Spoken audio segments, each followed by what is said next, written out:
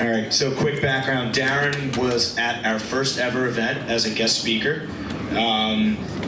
He came into the basement of Sean's bar with a backpack filled with tickets and goodies, and he's been a fan favorite ever since. He's upgraded his transportation. I'm also going to ask you to clip that on and use the handheld. Yeah, there were no security at the time. We didn't know what our events would be.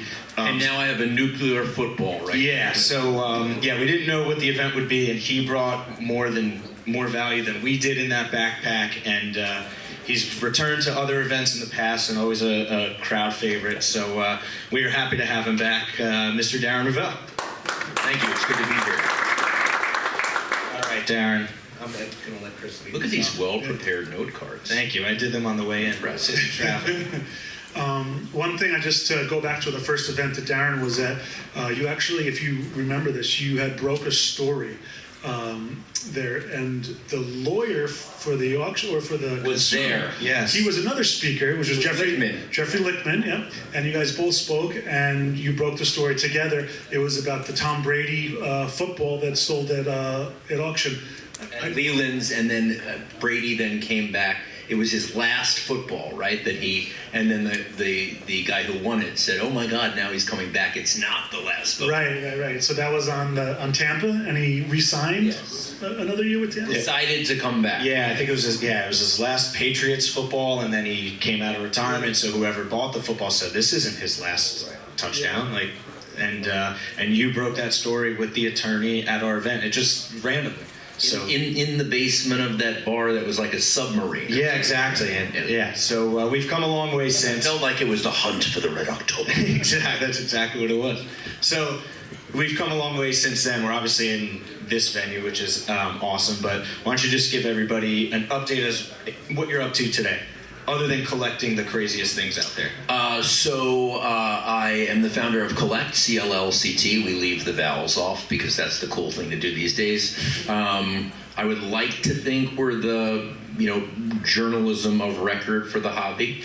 And we also have a consultancy arm where we advise teams, leagues, and brands on building collectibles for themselves. I try to get the one-of-one pieces that make people say, wow. Yeah, and that's kind of what we all do. So we were talking about the business side of the hobby with the sports card Pete.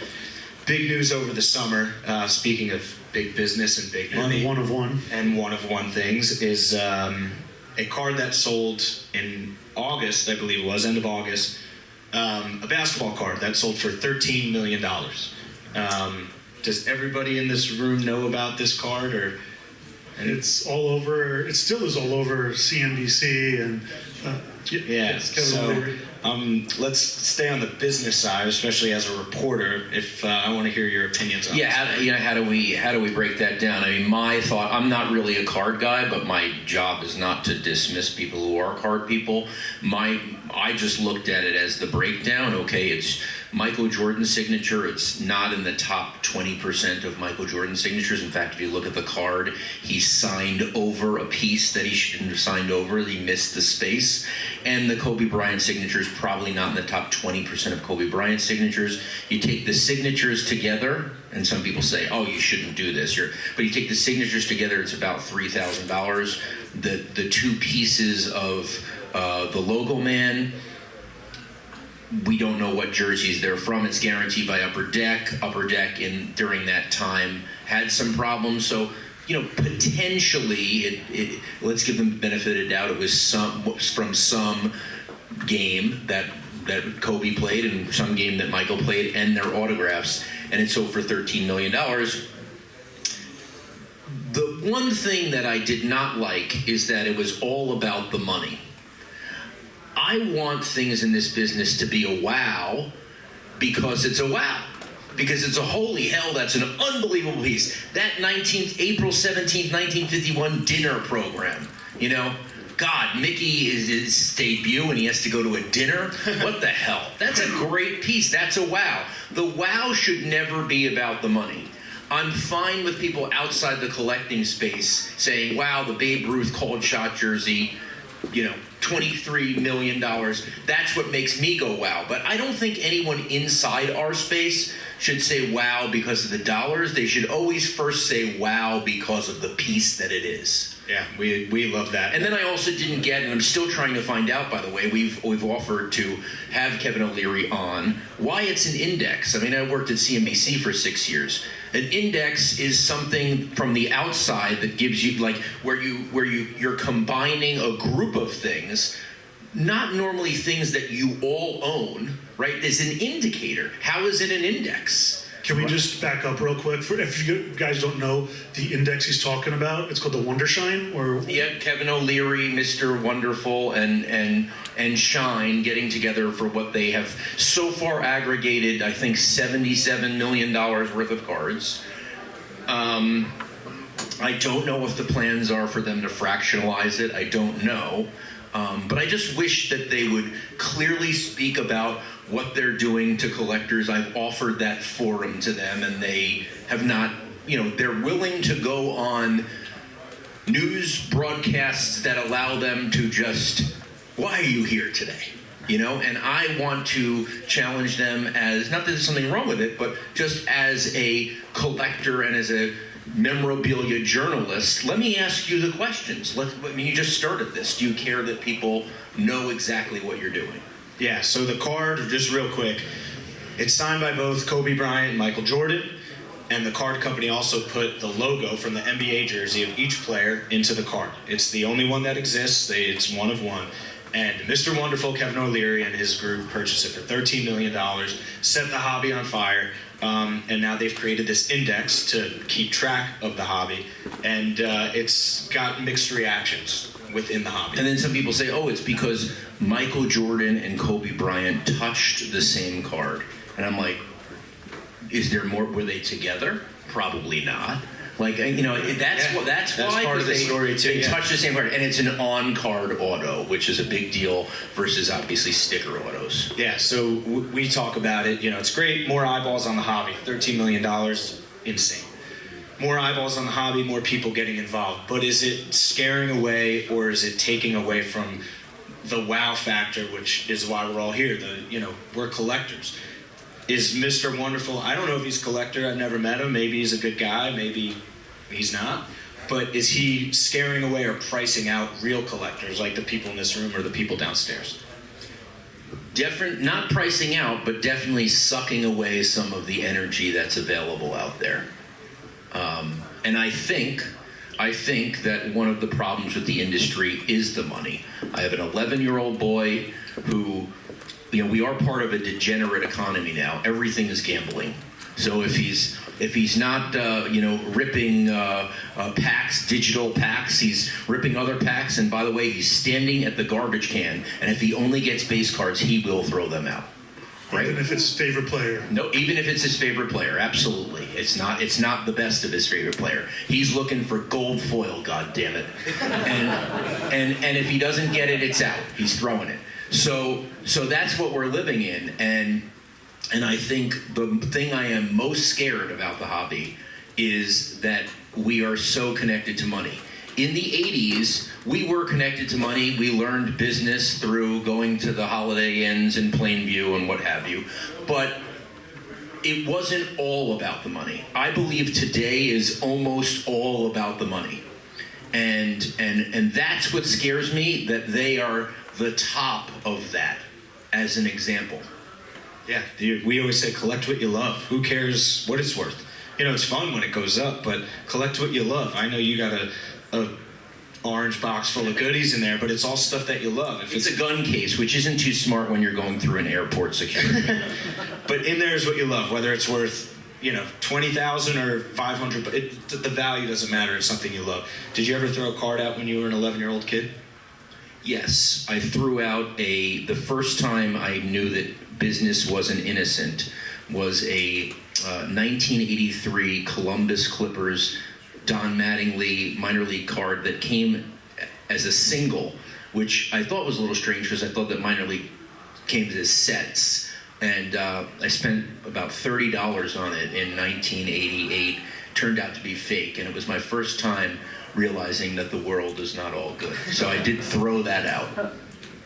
we were just talking about the business behind it with Sports Card Pete before, and it's good and bad. You have all this money coming in, people want to clean it up, and and make our hobby better, but at the same time, maybe they're sucking the soul out of the hobby as well. But I think for the most part, everybody here, we're here because we enjoy collecting. We love the pieces we own. Yes, there's value attached to it. It is some sort of investment. It always has been when you bought it, but there's that wow factor, or that piece of buying something where it's special. So I think that's one of the points we try to do these events, is to keep the soul in the hobby. Yeah. So, real quick, collect what you love, the wow factor. Why are you doing this part quick? This is the best part. Okay, so you wanted me to bring 3 items? Is Yeah, that, we're just so we could show one for now and then go back okay, to so the 3 business items. side of it. So I enjoy like going so deep that people are like, what the fuck? Like just going so deep. So today is the 70th anniversary, of course, of the Enchantment Under the Sea dance, November 12th, 1955, when Lorraine and George met each other, and everyone knows that. So I have 3 items from that, or in essence of that. The first one, and one of the things I like to do is I like to, if I'm going to a mass autograph signing, I like to put something in front of people that they've never seen before. So I match the purple of the Calvin Kleins to get, it took me about 9 months to get purple tighty whities from the 80s that said Calvin Klein. And Where did you buy 1980? Okay. Now the person selling that, Used or? I don't know. It was not used. It was in the in the plastic. But I had Leah Thompson sign it, and I said, "Can you please sign it?" I thought that's your name, Calvin. I thought that's your name. But this was Michael J. Fox. Talk about just something where you go, oh my God. So Michael J. Fox still signs, and he's signing. There's a curtain, and the only time they let you see him is when you bring up your item. And the way I can describe it is he is just going like this, and he's going like this because he's, and it's part sad, but it's also part great when you realize that he's enjoying it. Now, I didn't realize he enjoyed it. Listen, he's getting a hell of a paycheck. But why would he does not care? Obviously, his legacy is going to be Parkinson's, not this. That he did not. He is such an incredible example for people who have diseases and things that they are publicly fighting, and he is there saying, yes, I have this, and I'm progressively getting worse and worse, and I don't care, or I'm going to be out here and I'm going to still live a life. And so he's signing and he's going like this, and it's crazy. And so I brought a Johnny B. Good original record, and he gets it and he stops and he goes, he's like, I'm trying to do an impression without but he goes, whose is this? And I said, it's mine. And he goes, can I do something special? And I'm like, yes. And he's writing and he's going like this, and I'm like, this is not going to be, like, first of all, legible, and I don't know if he knows. He can still talk, obviously. I don't know if he knows what he's doing right now. So he signed it, your kids are gonna love it, which is, of course, the line, when he's going, so he's, to me, and he didn't tell me, he goes, thank you. And he said thank you because maybe there was something in him. And I was like, holy crap. Yeah, he knows exactly what he's doing. He loves the fans. He's still with it. And it didn't matter that he smudged it because that's it. So that was a cool one. How many times do you think you've seen Back to the Future? At least 50. Okay. Yeah. I mean, Coming to America, 150. But all right. So then we got to, this is what's deep. So this is a prop ticket from the Enchantment Under the Sea dance that I got from the prop master, and I had Michael J. Fox sign it. So that's they use that in the movie? Yeah. In fact, actually, it was a prop ticket, and it never got used in the movie. Okay. But it's from the prop master. In fact, it has the wrong date. Originally, the Enchantment Under the Sea dance is March 21st, but I'm not going to go that late. And then this is probably the most meta, annoying, you got to be kidding me thing. By the way, this counts as one item. I'll move quickly. It's your show. I'm your guest. So in Back to the Future 2, you guys know that old Biff and young Biff are in the car arguing over this game where there's 5 seconds left and UCLA is down to Washington, and old Biff says, yeah, UCLA is going to win because he has the sports almanac, and the young Biff's like, what the hell? And of course, UCLA runs back the kick. That is real footage. That is real footage from a real game, and the game really happened. So I was able to acquire the Washington UCLA ticket, the actual ticket, and then I had Biff sign it, Tom Wilson. So that's a little bit deep. And then I thought I should bring 2 Jackie things. Please. So,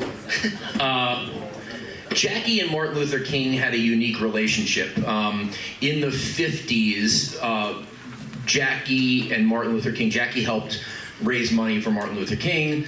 And up until about 63, they were never really, not much seen together. And in 1963, on June 19th, 1963, there was a black tie dinner in New York City called the Bacar Brothers Dinner. And that's where Martin Luther King said, if they continue to disobey us, we will march on Washington. And so it's really, and I asked the people here, was that the last time that they were together? Because publicly and on the internet it says that, and of course they said no. Jackie had a party and Martin was there with a couple, whatever it is. So I'm going to show you so here is the program from the Bacar Brothers dinner. Someone spilled their chicken parmesan on the front. And on the back, it's the only thing that PSA has ever graded that was signed by Martin Luther King and Jackie Robinson in pencil, which makes me a little nervous. So it says, "Hi Richard, Ed Sullivan, who might be the only person who could be more relevant than Martin Luther King, well, 64, but still, Ed Sullivan, Martin Luther King, Jackie Robinson, and Wyatt T. Walker." And the story goes really that Jackie was in the audience for the I Have a Dream speech, but they kind of differed because Jackie actually thought that that African American people in some situations when it was called for should fight back. And Martin was, of course, all civil disobedience. And they also kind of battled over the Vietnam War.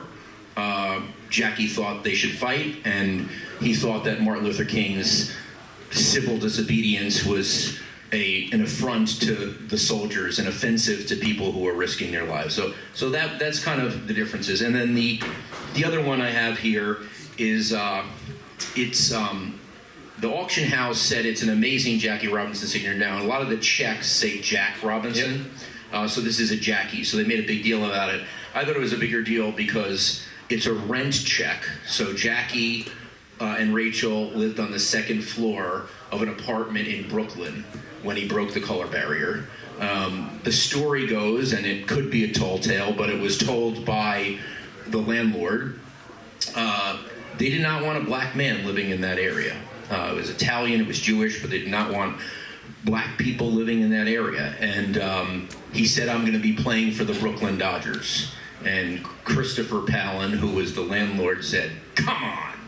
And they had their niece throw him a wiffle ball. And he knocked the shit out of it, like all the way.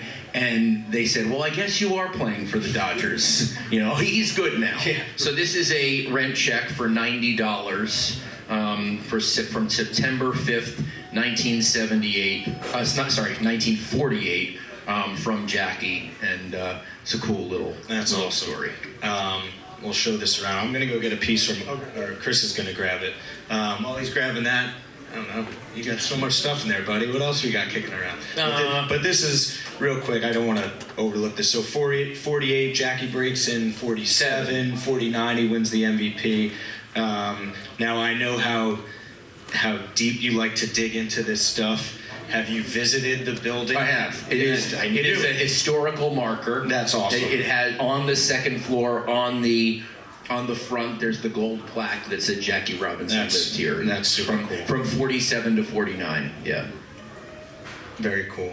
You know, that's a fun thing with checks is, and I don't know how you bought it, if you bought it like this, or did you do the research? I did the research. Yeah, so that's the fun thing about checks is sometimes you start digging around and you find crazy So stories good. like this, yeah. I brought, You got it right here. What do you got? So, do you collect photos? Type 1 original photos? Yeah, a little bit. I have one great one, and I'm sticking to that right now. So you're pointing at Henry Yee. Henry Yee he's been to our events before. He himself is a Type 1 photo. Yeah, he is a legend in the hobby, the head authenticator for photography. That's so kind. We love you, buddy. But photography is... Who is with Jackie there? So in this photo is Ben Chapman. Oh, from okay. the The only guy who got struck by lightning? No, That's the not other- why I'm telling that's the the other story. Chapman. Ray Chapman was struck by lightning. Okay.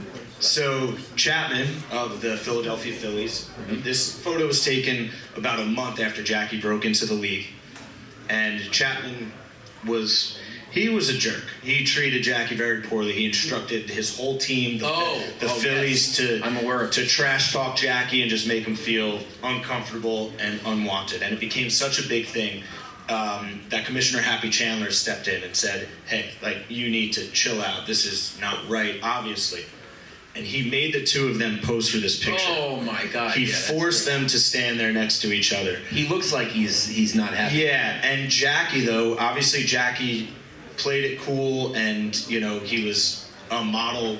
He was a role model. He never really fought back hard publicly. Obviously went through things none of us ever dealt with, but he was very, very reluctant to stand there and pose with that photo. And it's just a unique glimpse into. That was in the movie. If you guys have seen the movie 42, there's a huge scene about it, and the actor who plays Ben Chapman is just berating Chadwick Boseman, Jackie, and just for somebody to capture that. I spoke to Henry about it the other day. He said he's only seen a couple of Type 1 versions of that photo. That shot too. Yeah. Two? Yeah, All right. So it's super unique, and it's just if you... Henry owns the other one, of course. Yeah. But just a cool photo. I have a couple things, but after I'll be around. But this is JFK's last meal, which was the Fort Worth breakfast.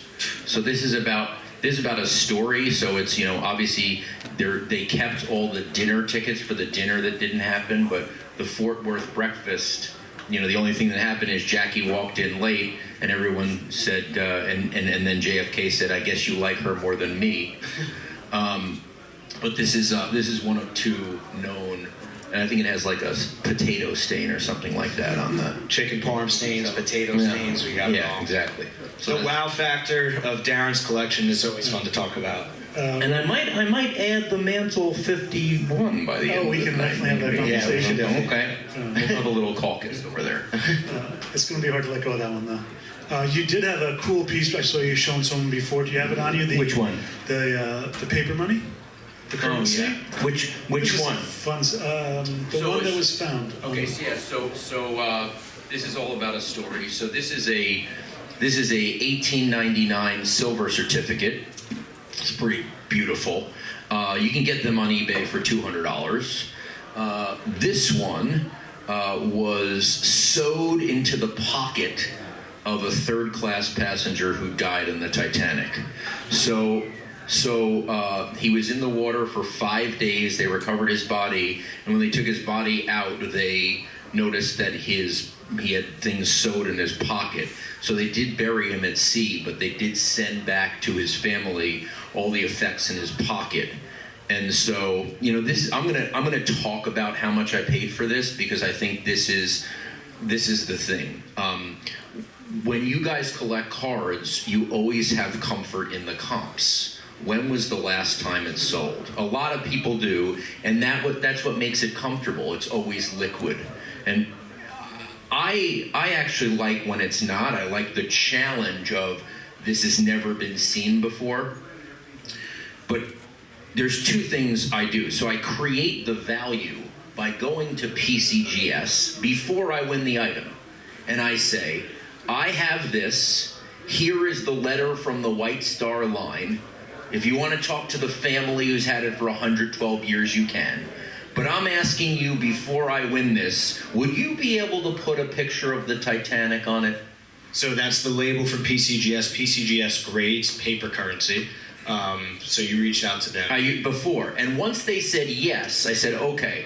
So the delta is between $200 and something that has been in the water from the Titanic, which is, what is that number? I don't know, right? But at some point it was like, okay, it's against the water. That's what it is. So I paid $24,000 for this. Again, you know, what are you? But then on the other side, when I display this and someone says, I'd love to have that, how much are you charging for it? And I say, you know, what are you paying? And then I could say no, and then okay, go find it elsewhere. So it's on both sides. But people always say, I love your collection, but it's just not as liquid as cards. And I'm saying, well, there's a good part and a bad part. And it's hard when I'm trying to buy something, but it's easy if I'm at the National and someone goes, I must have that. And we have to come to the price that I'm okay with.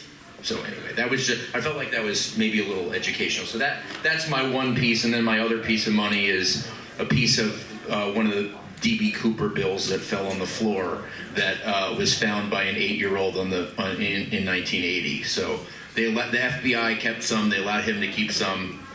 And when you talk about things that don't come up often because people who have them hold on to them with dear life, you know, one of these comes up every 3 or 4 years. So, yeah. I think we came full circle here with Wow Factor. We started with that and we ended strong. Really appreciate So, you. Mr. Wonderful, you come with your $13 million card, and let's have a lie. We'll give everyone truth serum, and we'll have a lie detector test, and we'll see what makes more sense to people. Whether it's Back to the Future or the Titanic or something that makes you go, wow, I'd rather have that box. Yeah. You're gonna have to steal it. Ladies and gentlemen, Darren Rovell. Real quick, Darren, you also donated something to the raffle. Oh yeah, I should take it out of the case. Let's see here. So part of creating, you know, arbitrage is to convince PSA That they should grade it how you want it. And in tickets, you know, I give them all the evidence and say, no. In 1980, that Stevie Wonder concert actually was Michael Jackson's debut. He went up on stage, and, you know, so I'm always fighting. This was one of my biggest fights, the O.J. Simpson game, because it's just such a part of certainly my childhood. Everyone knows where they were. And so they said, we can't label it the O.J. Simpson game because that's not what happened at the game. And it took me about 5 months to find footage of the O.J. chase on the Jumbotron at MSG. So the Knicks are playing in the finals. Yep. And on the Jumbotron.